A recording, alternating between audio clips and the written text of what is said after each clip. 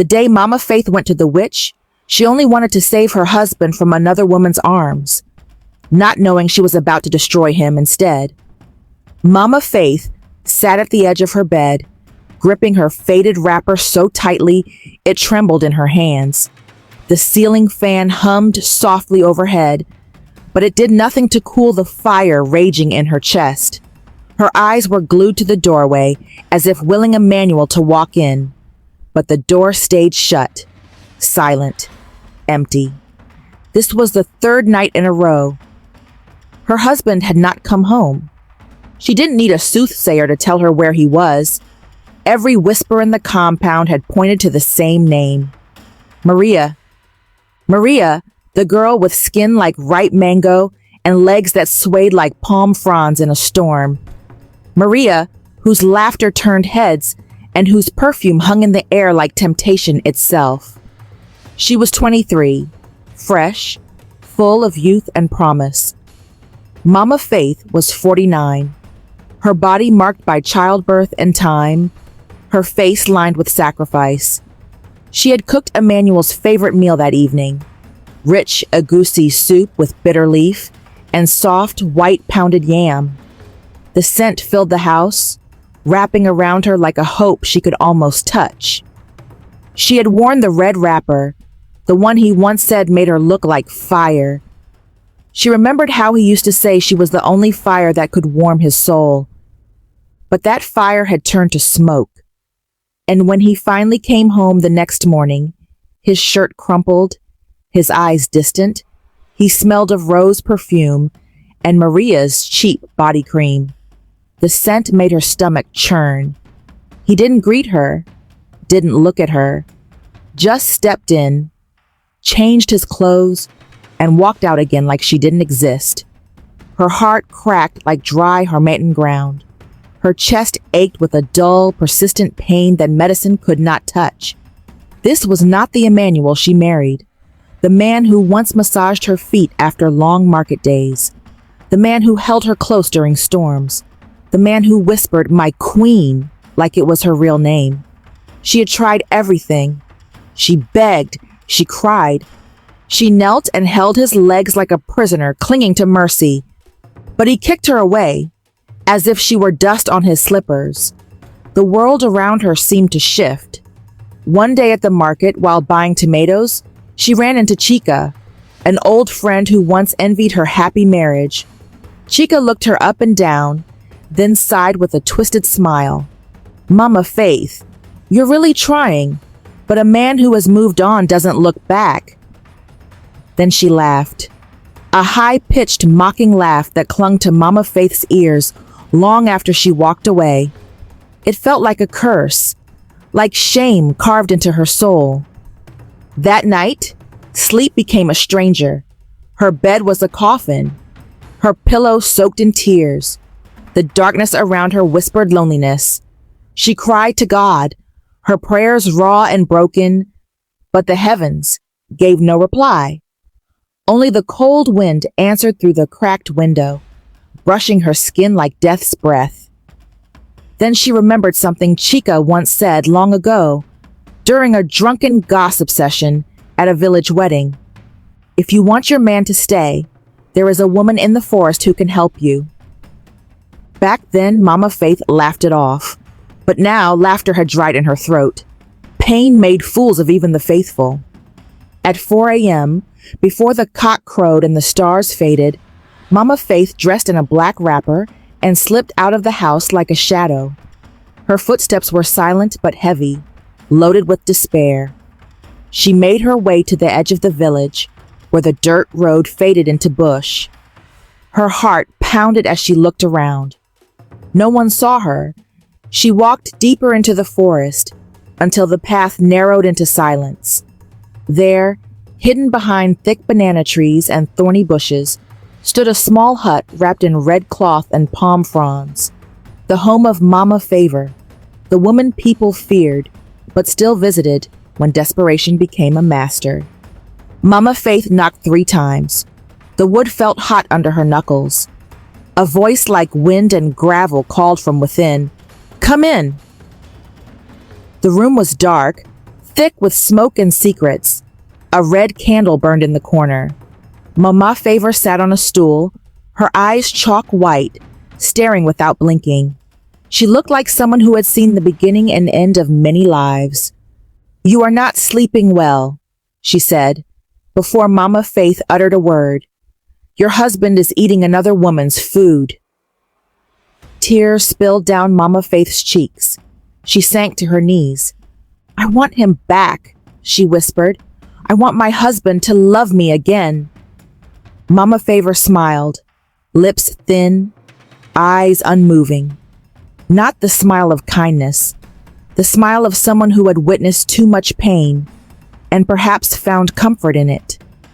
"You want him to love you again?" she asked. "Yes," Mama Faith said, voice trembling. "More than anything." "Even if it costs you something?" Mama Faith hesitated, but nodded.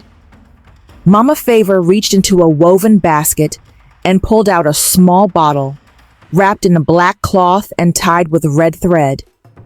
"Put this in his food," she said, "just once. He will never look at another woman again." Mama Faith took it, her fingers shaking. "What is inside?" "Don't ask questions," Mama Favor said. "Just do it." Mama Faith paid with the only valuable thing she had left, her late mother's gold earrings, and then, like a ghost, she disappeared into the dawn. That night, she cooked again. Pepper soup and white rice. She prepared everything with care, seasoning not just with spices, but with fear and trembling hands. She stirred the charm into his drink, her mouth dry. Emmanuel came home that night, tired, angry. He threw his phone on the couch and nearly knocked over a chair. He refused the food at first, but she begged him, tears in her voice. He drank the pepper soup. She held her breath. The next morning, she heard a voice she hadn't heard in months. "Good morning, my queen." She dropped the spoon in her hand. He smiled at her, kissed her cheek, followed her into the kitchen, held her waist and said, "You're still as beautiful as the day I met you." She laughed and cried at the same time. Her joy was raw, heavy, desperate. The change was unbelievable. He stopped going to Maria's house. He stayed home. He bought her gifts, gave her money, sang old love songs to her, prayed with her, even walked with her to church again. People whispered, "Ah, Mama Faith, you have tied your husband well." She only smiled, a smile stretched tight with fear. But 3 weeks later, the cracks began to show. One evening, Emmanuel stood outside the house, staring at the sky. "Where's my father's bicycle?" he asked. His father had died 15 years ago. The next day, he screamed at the television, said it was watching him.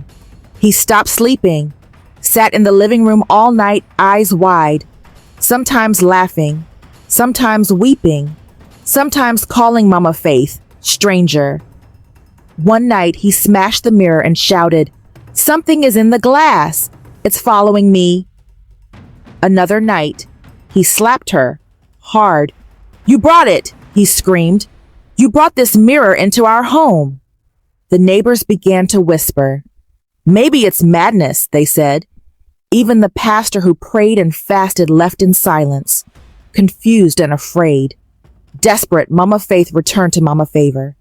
"You said he would love me again," she cried. Mama Favor only stared, and he did, for a while. "But now he's lost his mind." "I didn't give you love," Mama Favor said, eyes cold. "I gave you control. Love is from God. Control is from the earth. And everything from the earth must return to the earth." Mama Faith dropped to her knees. "Please, help me. There is nothing I can do. You opened the door. Now you must pay the price."